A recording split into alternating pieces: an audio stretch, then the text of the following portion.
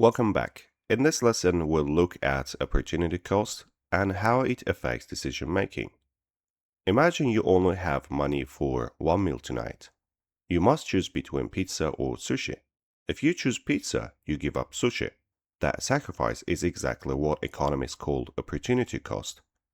What is opportunity cost?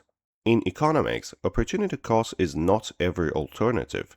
It is the next best alternative foregone. In other words, when we choose one option, we give up another good option.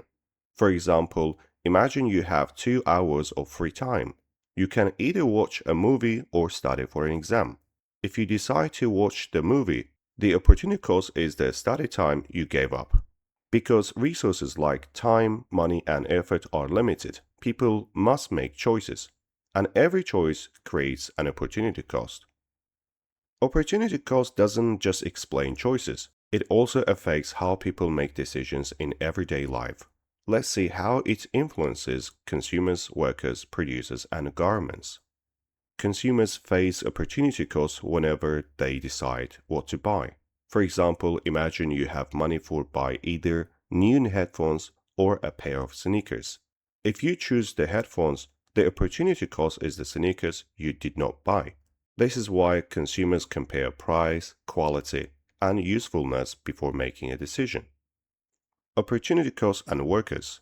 Workers also face opportunity costs when choosing their careers. Imagine someone receives two job offers, one as a flight attendant who can travel around the world and another as a bank officer with a stable office job. If the person chooses the bank job, the opportunity cost is the opportunity to travel and work as a flight attendant. So workers often compare salary, lifestyle, job satisfaction, and future opportunities before making their final decision. Producers also experience opportunity costs when deciding what to produce. For example, a cafe may have limited space and staff. It might need to choose between selling more desserts or more coffee drinks. If the cafe focuses on desserts, the opportunity cost is the coffee drinks it could have sold instead.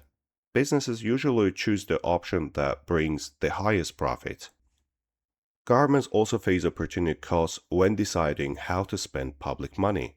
For example, a government might need to choose between building a new hospital or improving public transport. If it spends the money on hospital, the opportunity cost is the transport system improved that was not built. This is why governments must carefully decide how to allocate limited resources. Finally, some goods are called free goods. Free goods such as air or sunlight do not require scarce resources to produce. Because of this, they don't have an opportunity cost. See you in the next lesson.